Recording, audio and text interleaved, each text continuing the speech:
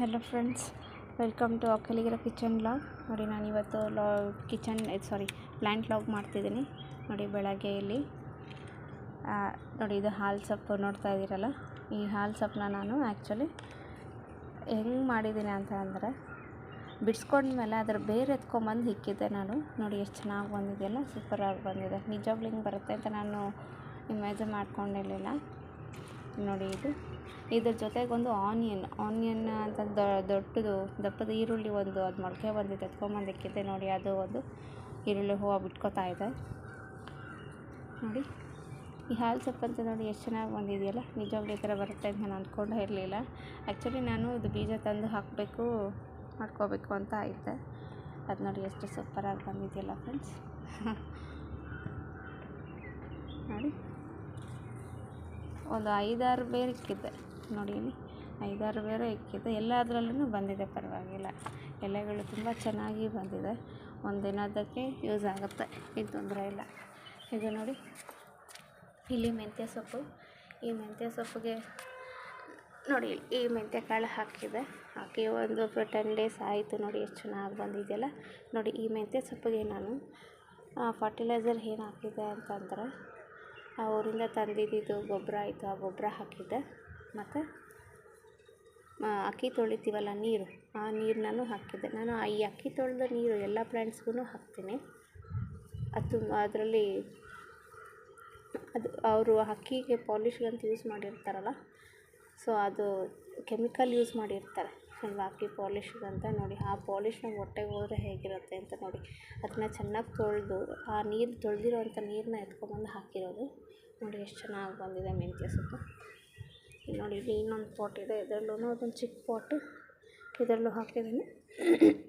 ಇದರಲ್ಲಿ ಮಧ್ಯದಲ್ಲಿ ಒಂದು ಹಸಿಮೆಣಸಿಂದು ಮೊಳಕೆ ಇಕ್ಕಿದ್ದೆ ನಾನು ಒಂದೆರಡು, ಅದು ಚೆನ್ನಾಗಿ ಬೆಳೀತಾ ಇದೆ. ಸೊ ಇದರಲ್ಲಿ ಇದು ಅಷ್ಟು ಚೆನ್ನಾಗಿ ಕಾಣಲ್ಲ ಅನಿಸುತ್ತೆ. ನೋಡಿ, ಇದರಲ್ಲೂ ಚೆನ್ನಾಗಿ ಬಂದಿದೆ ಮೆಂತ್ಯ ಸೊಪ್ಪು. ಮತ್ತು ಈ ಒಂದು ಪಾಟಲ್ಲಿ ನಾನು ಕೊತ್ತಂಬರಿ ಬೀಜ ಹಾಕಿದ್ದೆ. ನೋಡಿ, ಕೊತ್ತಂಬರಿ ಬೀಜ ಅದು ಚೆನ್ನಾಗಿ ಬಂದಿದೆ. ಆ್ಯಕ್ಚುಲಿ ಇದು ಕೊತ್ತಂಬರಿ ಬೀಜ, ಮೆಂತ್ಯ ಸೊಪ್ಪು ಎರಡೂ ಒಂದೇ ಸಲ ಹಾಕಿದ್ದು ನಾನು.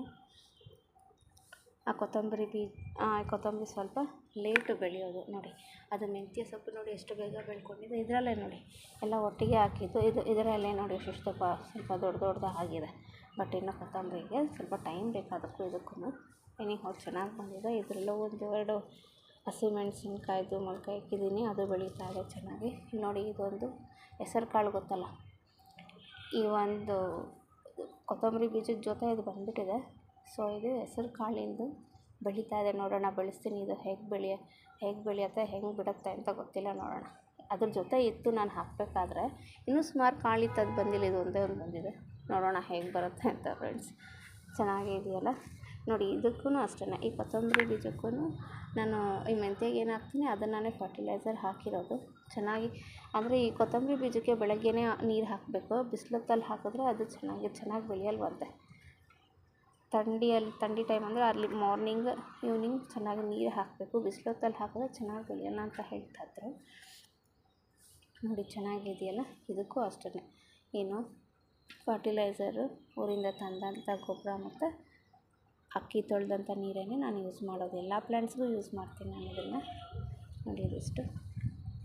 ನೆಕ್ಸ್ಟು ಬೇರೆ ಪ್ಲ್ಯಾಂಟ್ಸು ನೆಕ್ಸ್ಟ್ ಲಾಗಲ್ಲಿ ತೋರಿಸ್ತೀನಿ. ಇವತ್ತು ಇದೊಂದು 2 ಮಾತ್ರ ತೋರಿಸ್ತಾ ಇದ್ದೀನಿ. ಚೆನ್ನಾಗಿ ಬಂದಿದೆ.